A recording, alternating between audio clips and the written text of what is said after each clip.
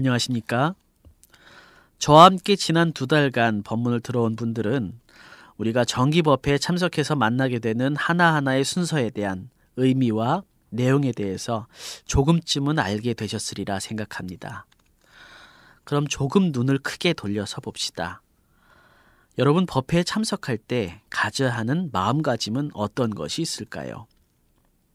경전에 보면 법회에 참석하고 법문을 들을 때 가지지 말아야 할 2가지 마음이 있습니다. 먼저 너무 어렵다는 생각을 내지 말라고 했습니다. 사실 처음 절에 가거나 설법을 듣는 사람이라면 모든 것이 생소하고 어렵게 느껴질 수도 있습니다. 게다가 설법은 또 어떤가요?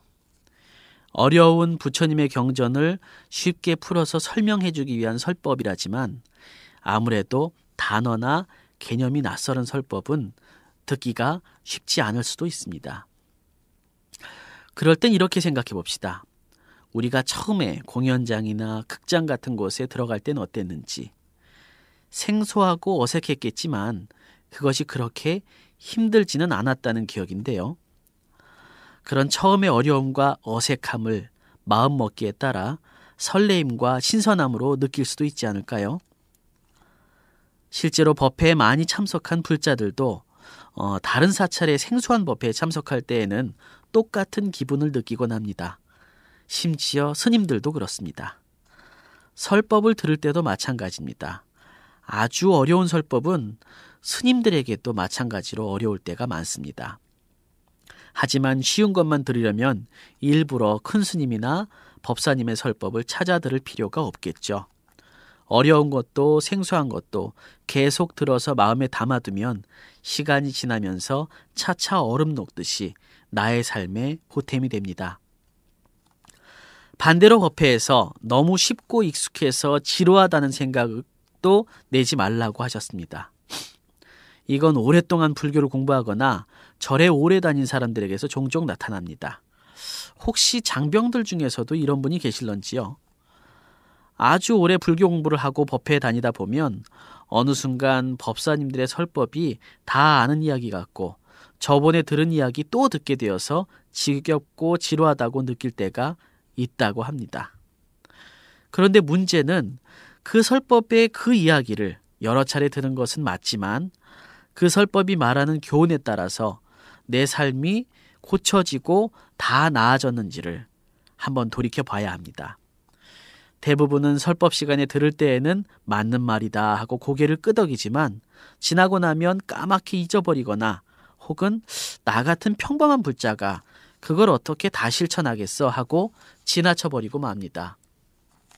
산 목숨을 죽이지 말고 귀하게 여겨야 한다.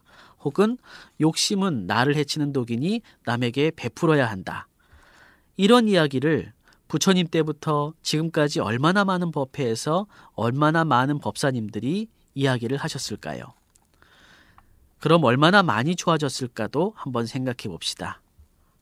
그렇기 때문에 설령 설법의 내용이 익숙하고 들어본 내용이라 하더라도 다시 한번 내 마음에 비추어서 스스로를 반성하는 거울로 삼는 것이 올바른 불자의 자세일 것입니다. 여러분께 마지막으로 몇 가지 작은 실천에 대해서 말씀드리려고 합니다. 이것들은 큰 기도가 아닙니다만 내 몸과 마음에 불자라는 씨앗을 잘 심어줄 중요한 수행이니 잘 듣고 함께 해주셨으면 좋겠습니다. 먼저 사찰에 가실 때에는 법회 때건 아니면 사찰에 여행을 가셨건 먼저 법당에 들어가서 부처님께 삼배를 올리는 습관을 들입시다.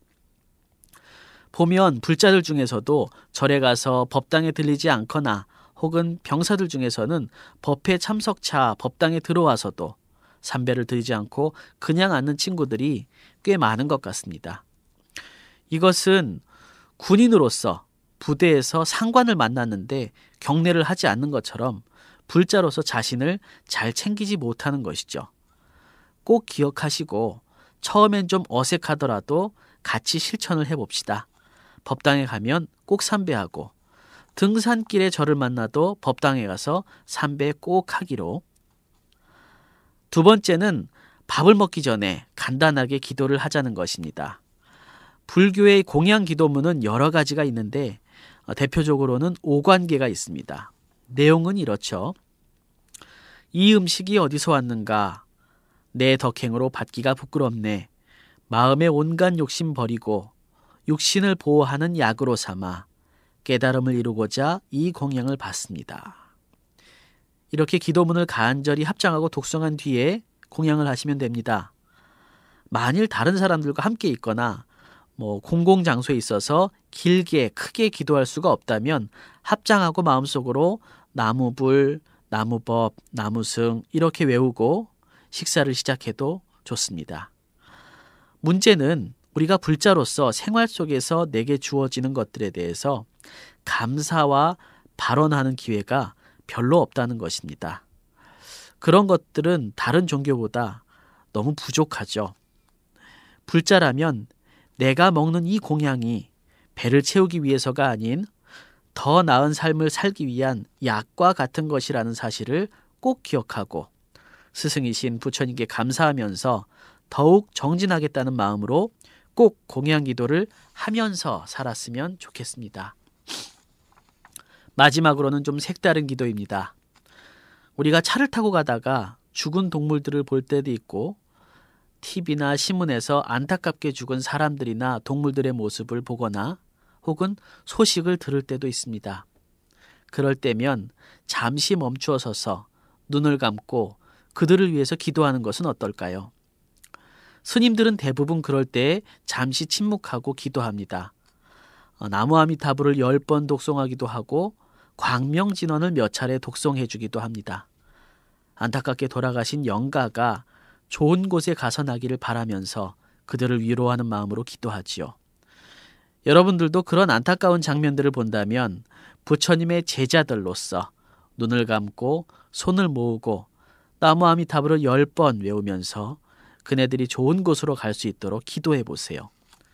그럼 우리가 부처님 법을 배운 은혜를 조금이나마 세상에 회향했다는 느낌으로 마음이 편안해질 것입니다. 법회를 통해서 혹은 생활을 통해서 우리는 점점 부처님께 다가가고 있습니다.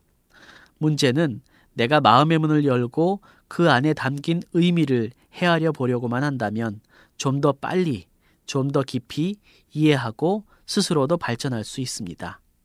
여러분 모두 절에서도 사회에서도 지혜가 밝고 마음이 열린 불자들이 되어서 나날이 행복해지는 삶을 살 수 있기를 간절히 바랍니다.